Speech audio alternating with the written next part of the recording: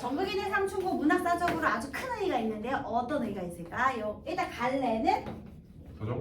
가사. 그런데 얘가 가사 문학의 효시작이에요. 효시가 뭐죠? 시작. 첫 번째 작품. 얘들아 그러면 가사 문학은 어떻게 등장하게 되었느냐? 일단 고려 말에 시조가 먼저 등장하죠. 시조는 몇 음보? 4음보. 국어 점수가 얼마나 셀카. 세성이는 그래 알겠어. 근데 잘 맞잖아. 이거 씨 4음보죠. 4음보인데 몇 장으로 돼 있어? 3장. 3장. 너무 짧잖아. 아쉬워. 그래서 조선시대에요. 4음보의 연속체 형태로 드러난 것이 바로 가사문학이에요. 그래서 일단 얘는 가사문학의 효시작이기 때문에 만약 상충곡이 나오면 가사갈래의 갈래적 특징을 묻는 문제가 같이 나올 수 있어요. 왜냐면 얘가 문학사적 의의가 효시니까. 그러면 가사의 특징은 뭐냐? 일단 4음보에 연속체로 되어 있다. 그러니까 행의 길이의 제한이 없는 장형, 기인 형태로 되어 있고 또 얘가 시조에서 왔기 때문에 가사의 마지막 행이 뭐랑 똑같아요? 시조의 형식과 똑같아요. 그럼 시조의 종장 몇 글자로 시작하죠? 삼음절. 그렇지. 3음절 시작. 요거 고정된 형식 오는 게 똑같은 거예요. 그리고 있잖아요. 원래 시는 원래는 서정갈래 정서를 풀어낸 문학이잖아요. 근데 얘는 길어지다 보니까 서정의 성격도 있고 이야기와 줄거리가 생겨나는 서사의 성격도 있고 자기 얘기를 하거든요. 정극인의 상충곡. 정극인이 자연에서 즐기는 풍류를 노래한 거예요. 본인 얘기를 해요. 얘들아 본인 얘기하는 갈래가 뭐야? 그래서 교술갈래의 성격도 있어요. 경험을 통한 깨달음 또는 경험을 통한 교훈 전달. 이거 이렇게 서정서사 교술의 모든 성격이 다 들어가 있는 복합갈래적 성격. 그래서 요게 이제 가사갈래의 특징입니다. 그리고 여러분 왜 우리 혹시 고전 시가에서요 맨 첫 작품이 뭐죠? 혹시? 고전 시가 중에서 고대가요. 우리나라 서정문학의 가장 첫 번째 출발점이 어디죠? 거북이. 그거 이제 구지가인데 걔는 이제 집단적인 서사시고요. 좋아요. 그다음 개인적인 서정시가의 첫 번째 작품. 5글자. 기역, 미음, 디귿, 히읗, 기역. 공무도화가잖아 얘들아. 얘들아 우리나라 서정갈래의 특징은 그러니까 구지가는 서사시에 해당이 되고요. 서정, 개인의 정서를 드러내는 것 중에 가장 오래된 노래는 공모도화가 황조가란 말이에요. 그런데 여러분 공모도화가 기억나시죠? 니마 물을 건너지 마세요. 물을 건너가시니 이제 죽었다. 그래서 돌아가시니 이를 어찌할꼬. 그냥 이거잖아 얘들아. 거기에서 우리가 이별의 정한, 그 다음에 전통적인 여인상이라는 특징으로 쭉 계보를 이어왔죠. 계보를 이었잖아요. 이별의 정한으로. 그게 전통이잖아. 그러면 얘도 가사문학의 효시니까 얘부터 이제 가사의 전통이 이어지는 거야. 그런데 얘는 상은 당하는 거예요. 뭐 상당하다 할 때 당하는 거. 춘, 봄을 당하여 부르는 노래거든요. 그냥 봄을 예찬하는 거야. 그러다 보니까 얘는 강호가도, 강호한정가, 강호가도라고도 하고요. 강호한정가라고도 해요. 여러분 강호가 뭐예요? 강과 호수로 대표되는 자연. 그렇지. 자연의 대표적인 표현이잖아. 그래서 이 강호한정가의 계보를 또 아셔야 돼요. 이게 쭉 이어지는 거야. 정극인의 상충곡으로부터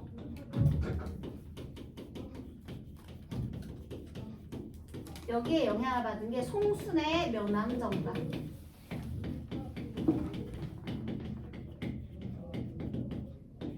그 다음에 이어지는 것이 바로 정철의 성산별곡과 여러분이 가장 극혐한다는 관동별곡 등등등 이렇게 이어지거든요, 여러분. 왜 우리 충신연주지사도 계보가 있죠? 혹시 충신연주지사의 효시작 뭔지 아세요? 정서의 정과죠. 그러니까 이게 충신연주지사도 쭉 그래서 이제 충신연주지사 정서의 정과정에서 너네들이 알고 있는 대표적인 거 있지. 뭐 있어?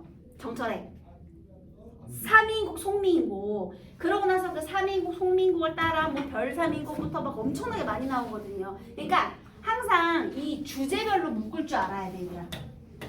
이 계보가 있어요. 근데 여러분이 정철 많이 들어보셨죠? 이게 하나하나가 다 중요해.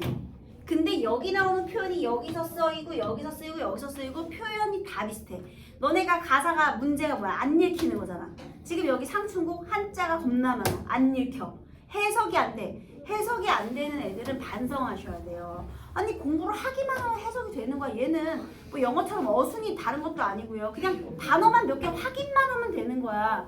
근데 해석이 안 되면 그 다음에 아무것도 할 수가 없는 거야. 해석은 그냥 기본이야. 근데 여기 나오는 표현은 다음에 또 나오고 또 나오고 그냥 계속해서 쓰여요, 여러분. 그래서 어떤 내가 고전 시가가 안 된다 하는 친구들은 나올 때마다 진짜 현대어 해석을 미친 듯이 한번 옆에다가 쓰면서 자세히 한번 해보세요. 그러면 금방 늘어요. 고전 시간은 진짜 금방 늘어. 안 해서 그러는 거야. 안 해서. 니가 귀찮아서. 특히 남학생들은 굉장히 귀찮아하잖아요. 글씨 쓰는 것도 너무 귀찮지. 옆에 현대어에서 한번 글씨 써봐 해도 절대 안 쓸 거예요. 근데 그러면 안 돼요. 알겠죠? 그래서 열심히 공부하시기 바랍니다. 이걸 공부하고 나면 나머지 가사 작품에서 분명히 또 똑같은 표현이 나와요. 자, 그러면 본문을 공부할 건데요. 아까 선생님이 가사 문학을 시조의 영향을 받았다 했잖아요. 시조가 3단 구성이잖아요. 그래서 이 가사도요. 서사분사 결사로 구성이 돼요. 이렇게. 자, 무조건 따라 읽으셔야 합니다. 따라 읽을게요. 서사예요. 홍진의 묻힌 분내 인해생에 어떠한고 옛사람 풍류를 미칠까 못 미칠까 천지간 남자 몸이 나만하니 많건만은 살림에 묻혀있어 지락을 모를 것인가 수간 목을 벽계수 앞에 두고 송죽 우룰리에 풍월주인 되었어라. 여러분 이거 약간 현대어로 깔끔하게 바꿔놓은 거거든요. 근데 요즘 고전 시가 추세가요. 요렇게 깔끔하게 조금 그러니까 수능 볼 때도 약간은 손을 봐서 싫더라고요, 여러분. 얘가 완전히 중세국어 표기까지는 하지 않고요. 그래서 수특에도 보면 조금은 이제 좀 읽기 편하게 그렇게 실려 있어요. 그래서 그런 식으로 그렇다고 이제 뭐 완전히 이제 현대어로 완전하게 바꿔주진 않는데요. 그러니까 여기에서도 현대어로 여기서 그러니까 현대어하고 중세국어 표기 약간 절반 정도 되는 그런 식으로 표기를 해주더라고요. 요즘 그게 추세예요. 근데 어쨌든 이거는 조금 현대어로 많이 다듬어진 표현들입니다. 그래서 내용을 먼저 볼게요. 얘들아, 홍진이란 표현 너무 많이 나오죠? 뭐예요? 속세. 왜 속세죠? 홍진 일단 글자 그대로 무슨 뜻이야? 붉은 진. 분진할 때 진이에요. 먼지거든요. 근데 이게 중국 한시에 등장한 표현이에요. 그러니까 다 따라하는 거야 지금. 너네 만약에 니네가 피아노를 배워 그러면 막 이제 한홍, 바이엘 이런 것도 시작해가지고 그 작곡가별로 배우죠. 체르니 작곡가의 작품 배우고 뭐 바하 그 다음에 뭐 리스트 해가지고 베토벤 해가지고 그 작곡가별로 배우잖아요. 그런 것처럼 옛날에는요 이백과 두보, 뭐 소동파 이런 한시집이 유행이었어요. 그런데 그런 한시집에 이미 나왔던 표현이라 그냥 대명사처럼 쓰는 거야. 속세는 그냥 붉은 먼지에 쌓인 세상이다. 그래서 홍진. 그 다음에 홍진에 묻힌 분내. 이거 무슨 뜻이니? 분. 여러분 할 때 분이에요. 그러면 속세에서 사는 사람들아 하고 부르는 거지. 자, 형식 무슨 형식이에요? 얘가 청자가 됐으니까 말 건네는 형식. 이렇게 되는 거죠. 그래서 아까 니네가 홍진 붉은 먼지라며. 그러면 홍진에 묻힌 분 이거는 세속적 가치를 중시하는 사람들이겠죠?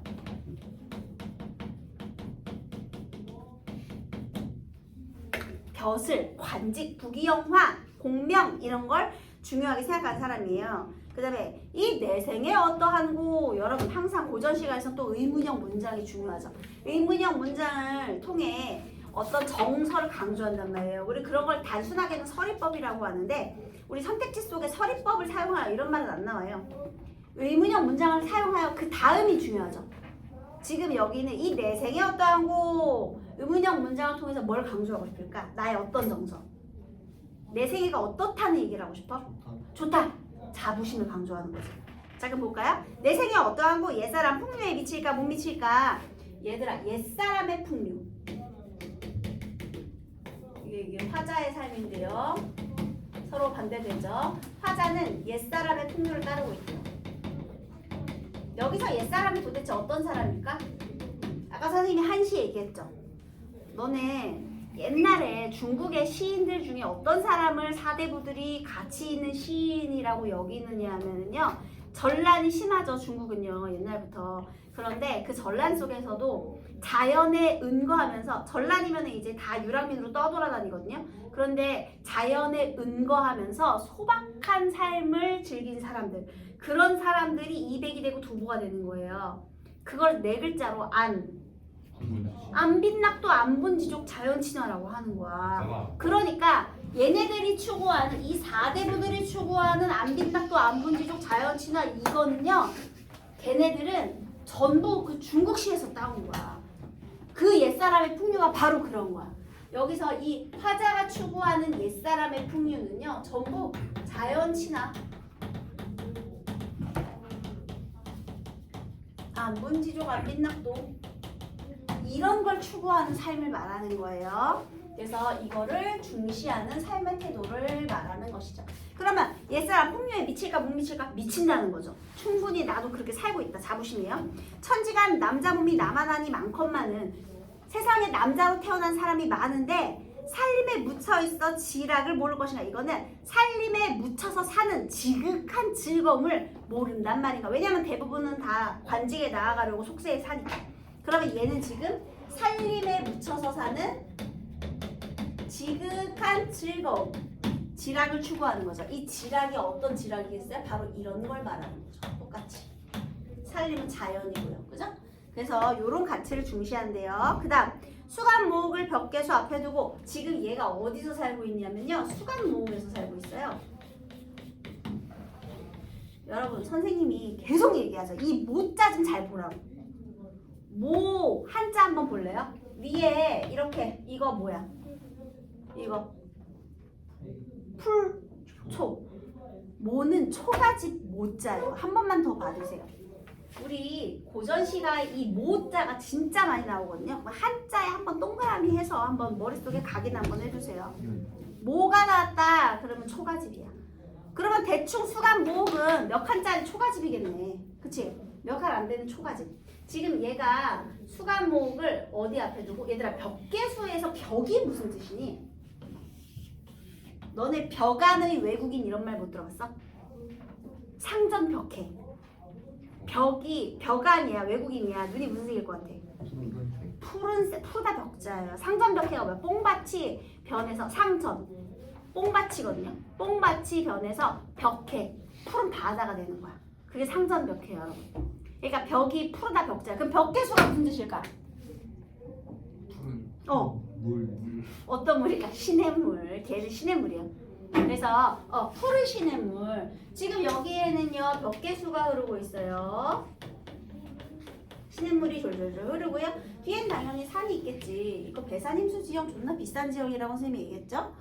그래서 사대부쯤이나 되니까 이런 데 별장같이 이렇게 초가집 짓고 사는 거야. 근데 어쨌든 여기에서요, 수간모옥을 벽계수 앞에 두고 송죽 우룰리에 풍월주인 되었어라. 자, 뒤에는 뭐가 있어? 송과 죽이 있대. 송죽은 뭔데? 대나무. 와, 대나무하고 소나무. 세상에 얼마나 시원하고 좋은 집이니, 그치? 네, 소나무, 대나무가 이렇게 있는 거죠.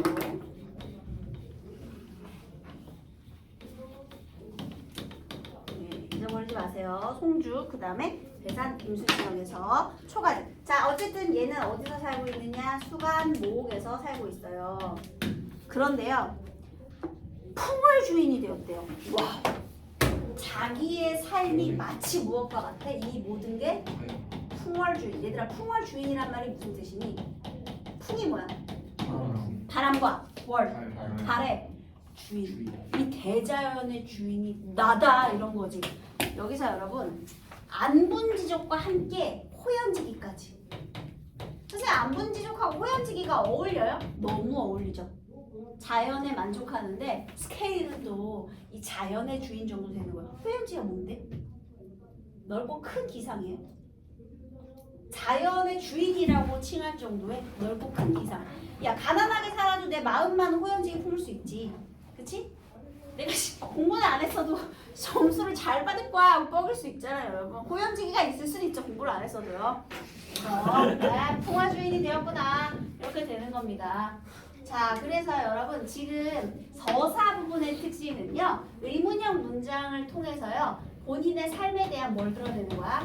자부심을 드러내는 거죠. 만족감.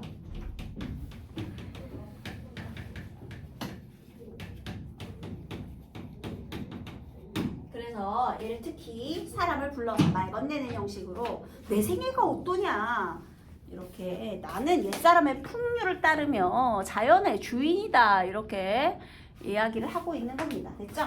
자, 그럼 이제부터 본사를 들어가 볼게요. 여러분 제목이 상춘복이니까요. 당연히 계절적 배경은 봄이에요. 고전 실화에 만약에 계절이 등장하잖아요. 그러면 무조건 계절감을 드러내주는 시어가 나올 거예요. 일단 한번 봅시다. 자, 여러분 시간이 별로 없어서 그냥 선생님이 한번 읽어볼게요. 봄입니다. 여기에서 엊그제 겨울 지나 새봄이 돌아오니 도화 행화는 석양리에 피어있고 여러분 도화 행화가 뭐죠? 복숭아꽃. 그렇지! 도화는 복숭아꽃, 행화는 들고 살구꽃이에요. 행이 살구행입니다, 여러분. 우리나라는 선생님이 이 얘기 많이 한 것 같은데 과실나무를 많이 심었어요. 왜냐하면 먹을 수 있잖아. 실용적이잖아. 그래서 봄이 되면 복숭아꽃, 살구꽃, 그리고 배꽃. 배꽃은요. 배나무는 그러니까 여러분이 생각하는 그 벚꽃의 이미지랑 똑같거든요. 근데 복숭아꽃은 복숭아꽃, 살구꽃은 이제 핑크핑크, 분홍, 빨강 이런 거고요. 배꽃은 흰색이에요. 근데 나무가 다 비슷해. 봄꽃의 특징이 있죠. 뭐보다 뭐가 먼저? 나뭇잎보다 꽃이 먼저 피잖아요.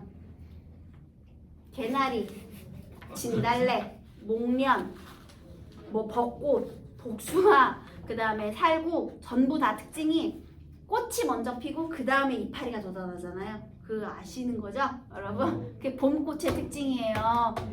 이제 알았어? 지금 생각해봐. 잘 생각해봐. 꽃이 먼저 피고 꽃 다 떨어진 다음에 이파리 돋아나죠.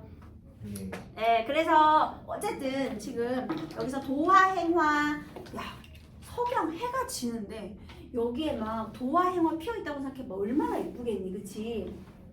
그래서 도화행화가 막 피어 있으니까 굉장히 특히 이 복숭아는 예로부터 우리 무릉도원의 이미지로 사용이 되죠. 그 다음에 자 봄의 계절감을 드러내줄 수 있는 소재 바로 이거 되겠죠. 도화, 행화. 이게 봄에 피는 꽃이니까요. 지금 막 꽃도 피어 있고요. 꽃잎 날리고 너무 예쁘겠지.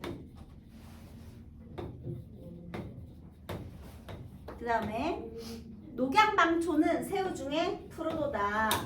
여러분 여기서 녹양방초에서요 이 양자 있죠?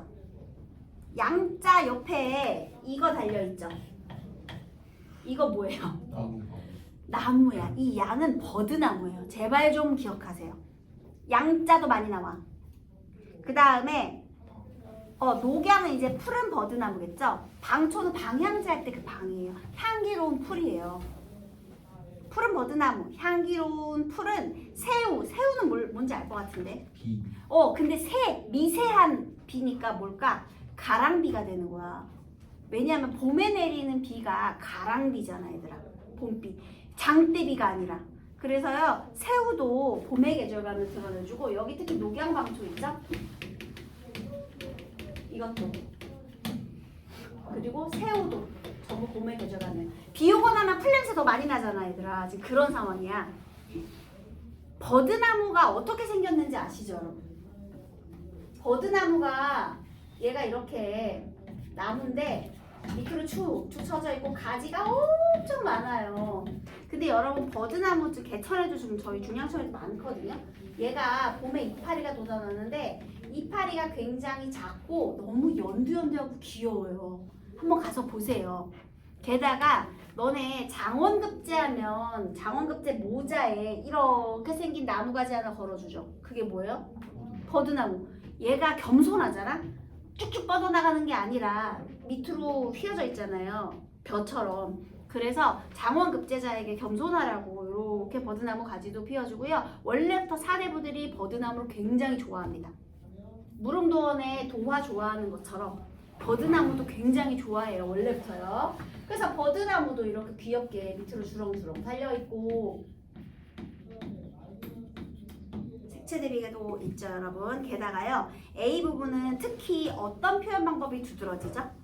도화행화는 어디에 어쩌고, 녹양방초는 어디에 어쩌고, 이렇게 문장의 구성 성분이 반복되는 표현 방법을 우리가 대꾸법이라고 부르죠. 그래서 대꾸법을 썼다. 우리말의 묘미를 잘 살리는 거예요. 왜냐하면 우리나라는 조사, 그 다음에 이렇게 조사 같은 거를 받고 이렇게 자리가 딱 정해져 있으니까요. 그래서 어쨌든 너무 예쁘다는 거죠. 칼로 말아냈나 붓으로 그려냈나, 이거는 칼로 말아냈다라는 건 조각품이냐 붓으로 그려냈냐 그림이냐, 이 아름다운 자연이 조각이냐 그림이냐. 조화신공이 사물마다 야단스럽다. 조화신공, 조물주의 신비로운 솜씨가 다 야단스럽구나. 그러면 여기에 자, 지금 화자가 이 자연에 대해서 어떤 태도를 드러내는 거예요? 이응치읓 예찬. 그러면 얘들아, 항상 화자의 정서를 골라라 이런 문제 나오잖아. 예찬의 태도. 지금 너무 아름답다. 조물주의 솜씨가 아주 야단스럽구나. 이렇게 예찬하고 있죠. 봄의 아름다운 경치를 묘사하고, 그죠? 묘사도 했잖아. 그지? 묘사도 하고 예찬도 하는 거예요. 게다가요, 수풀에 우는 새는 춘기를 못 내겨워 소리마다 교태로다. 게다가 여기서 수풀에서 우는 새가 지금 뭐 하고 있어? 대화를 싫어하면 돼. 안 돼, 이 새끼야. 진짜 너무 여기서 새가 수풀에서 우는 새가 어떻게 하고 있대? 춘기, 봄 기운을 못 이기고 소리마다 교태를 부른대. 그러니까 아마 찍찍찍. 근데 이거 그래서 너무 좋아, 너무 예뻐, 찍찍찍 막 신났다 이런 표현이거든요. 여러분, 봄 기운을 못 이기고 신난 사람 새가 아니고 사실 누구예요? 인간. 화자. 그러니까 자연물의 화자의 정서가 투영된 거지. 이런 소재 뭐라 그래? 그래. 에? 감정이. 근데 객상이 감정이 되지 않아? 아, 그런데요, 여러분, 이게 객관적 상관물 안에, 그러니까 객관적 상관물의 정확한 정의는요, 화자의 정서를 심화시키는 소재예요. 그래서 그 안에 이제 감정이입이 드러난 거거든요. 감정이입은 화자의 정서, 이걸 보고 화자의 정서가 심화되긴 했는데, 여기서 감정이입된 표현이 직접적으로 드러나요. 이렇게. 춘기를 못 내겨 소리마다 교태로구나. 이렇게. 소리마다 신난다 이런 표현이거든요, 여러분.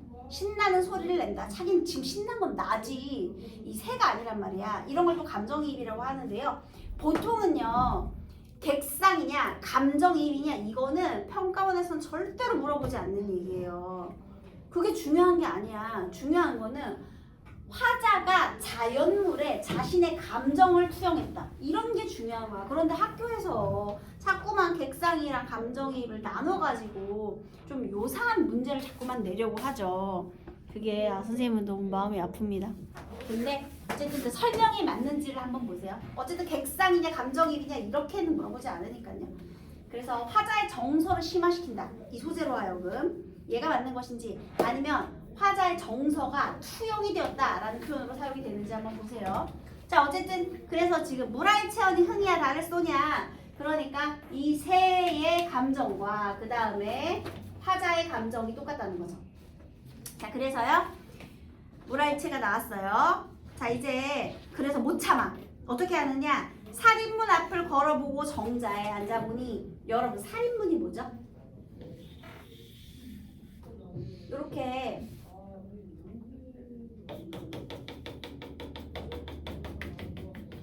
갈대 같은 거 이렇게 엮어가지고 보통 이렇게 해들이 있잖아요. 이게 살인문이에요. 그러니까 공동현관문 같은 거지, 얘들아. 그래서 이렇게 살인문을 열어서요 나왔어. 그래서 어디에까지 왔느냐?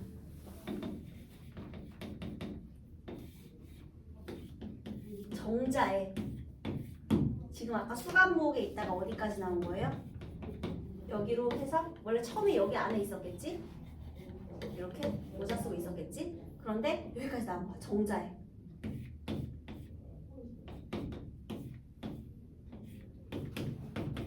그래서 지금 정자에 여기에 이렇게 앉은 거예요. 정자에 앉아보고 공간이 이동했네. 수간목에서 정자목.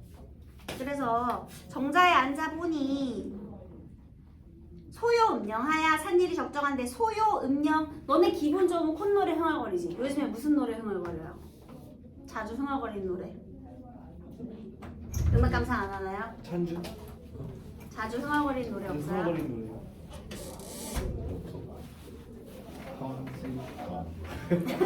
그게 신나면은 빨리 집에 가고 싶다. 그래서 홈 스위트 홈 노래 부를 수 있잖아요. 그런데 옛날 사람들은요 노래를 특히 사대부 노래를 어떻게 하느냐 시조는 원래 노래를 부르는 거거든요.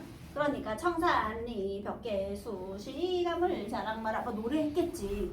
이렇게 나지기 읊조리면서 거닐어 가는 것을 소요음령이라고 표현하는 겁니다. 소요음령. 소요음령하며 산일이 적적한데 한중진미를 아는 사람은 혼자로다. 여기에서요 우리 문학적인 센스가 갈리는데요. 여러분 시적화자의 정서 외로움 맞아요? 아니요. 여기서 선생님 산에 하루가 적적하고 혼자 있으면 외로운 거 아니에요? 이렇게 하면 안 되는 거야. 다시 이걸 현대어로 다시 바꿔보세요. 내가 산일이 적적한데 한중진미. 한중진미가 무슨 뜻이에요? 한가로움의 참 아름다움이라고 했죠. 그러면 나 지금 한가로움을 즐기고 있는 거지. 그거 아름다움이라고 했잖아. 그러면 여기서 적적하다라는 건 산의 하루가 여유롭다로 해석해야 되는 것이고요. 그 다음에 오히려 이 한가로움 속에 아는 사람이 없이 그러니까 다른 사람들이 모르는 게 안타깝다라고 해야죠. 내가 외로운 게 아니고. 이해되셨나요? 그래서 지금 원래 석세에서 살면 굉장히 바쁘잖아요. 근데 자연에서 살면 바쁠 게 없잖아. 그러니까 굉장히 여유를 즐기는 그런 모습입니다. 그래서요 이 한중진미 이게 사실 주제의식이죠. 이 한중진미. 그런데 아는 사람 중 혼자로구나. 그래서 막 봄에 지금 흥취가 나니까 여보게 이웃들아 산수 구경 가자꾸나. 어떤 형식이죠? 청유형을 통해서 어떤 형식? 말 건네는 형식이죠. 그리고 청유형 문장을 통해서 산수 구경을 뭐 하는 거예요? 권유하는 거죠. 권유하는 거예요. 같이 즐기자라는 거죠. 산책은 오늘하고 목욕은 내일하세. 이거를 목욕이라고 하면은 굉장히 더러워져요, 여러분. 왜 산책을 오늘 하는데 목욕을 내일 하나요? 병 걸리게. 물놀이라고 해석하면 조금 더 자연스럽습니다. 그래서 오늘은 산 등산하고요. 내일은 물놀이하고 또 아침엔 산나물 캐서 술 처먹고 저녁엔 낚시해서 술 처먹고 얼마나 여유가 있습니까? 그죠? 그래서 이렇게 대꾸법을 사용해서 산의 하루가 굉장히 여유롭다. 라는 걸 이야기하고 이거 여유예요. 여유. 또 이제가 익은 술을 갈건으로 걸러놓고 꽃나무 가지 꺾어 술을 세며 마시리라. 얘들아 갈건이 뭐냐면 머리수건이거든요. 옛날에는 배 같은 걸로 이렇게 머리수건도 쓰잖아요. 그러면 옛날에 또 전통주는 걸러가지고 이렇게 밥풀 같은 거 걸러내야 되니까 지금 뭘로 술을 걸르는 거야? 머리 싸고 있던 수건으로 으악 들어보가 아니라 여기서 우리가 알아야 할 건 화자의 어떤 태도죠? 뭐가 없으면 그냥 머리 수건으로 쓰는 거니까 소박함. 이거 소박한 태도예요. 대충 아무거나 그냥 걸러서 먹자 이런 거죠. 숟가락 없으면 손으로 먹는 거랑 비슷한 거예요. 그래서 이제가 익은 술을 갈건으로 걸러서 게다가 꽃나무 가지 꺾어 술을 세며 마신다. 지금 여기서 꽃나무 가지 많으니까요. 술 세면서 막 한 잔, 두 잔, 세 잔, 네 잔, 다섯 잔 이렇게 세지 않았겠습니까? 술을 셀 정도면 술을 존나게 처먹은 거예요. 엄청 먹었는데. 그럼 이제 조금 취하겠죠. 그래서 지금 여러분 여기에서는요. 자연의 흥취를 즐기는 거야. 술과 함께. 그래서 흥취가 아주 무르익었어요. 너네 혹시 그 계곡 수영장 있는 그 삼겹살 구워먹는 야외 수영장 여기 많잖아요. 자 어르신들 가면은 처음부터 물에 들어가나요? 아니요. 일단 삼겹살 구워 먹고 술도 한잔 하시고 그 다음에 술 오르면 어때? 물에 들어가시지. 발 담그러 들어가시잖아. 아니에요? 여기도 똑같아요. 일단은 걸어다니면서 술을 먹어. 그 다음에 화풍이 문득 불어 녹수를 건너오니. 자, 화풍 이거는 이제 따뜻한 봄바람이 막 불었어. 푸른 물을 건너와. 청양은 잔해지고 낙홍은 오세진다. 이 표현이 선택지로 정말 많이 나오죠, 여러분. 청양, 맑은 향기가 잔해지고. 얘들아, 맑은 향기가 잔해진대요. 맑은 향기 무슨 심상이죠? 후각이 잔에 떨어진다. 후각의 시각화. 여기는 감각의 전이가 있네. 청향이 잔해지고. 공감각이 여러분, 후각의 시각화. 알겠지? 그 다음에 낙홍은 옷에 진다. 여기서 그 꽃잎은 이제 옷에 떨어지고요. 향기는 잔에 떨어지고, 꽃잎은 옷에 떨어지고. 감각의 전이는 청향은 잔해지고에 있어요, 여러분. 자, 그런데 여러분, 봄바람이 와서 나한테 떨어지는 거지. 이거 네 글자로 어떤 태도? 아까 본문 속에 있었어요. 자연의 향기와 꽃이 나에게로 왔다. 물화일체입니다. 그래서 여기서 또 태도 물어보는 문제 진짜 많이 나오지. 아니, 내가 술잔을 확 들고 여기서 한잔 하고 있었거든요. 꽃잎이 막 잔에 떨어지고 옷에 떨어지고 막 맑은 향기까지 스며들고 난리가 난 거야. 그래서 물화일체의 흥취를 느끼면서 완전히 신났어요. 술도 먹었겠다.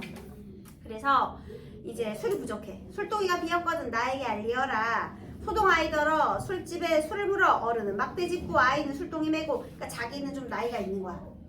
자기는 이제 막대기 짚고 가야 돼. 그 다음에 아이는 술동이를 메고. 미음완보하여. 얘들아, 미음완보가 아까 소유 음력 똑같아요. 그래서 읊조리면서 천차 어디 걸어. 시냇가에 혼자 앉아.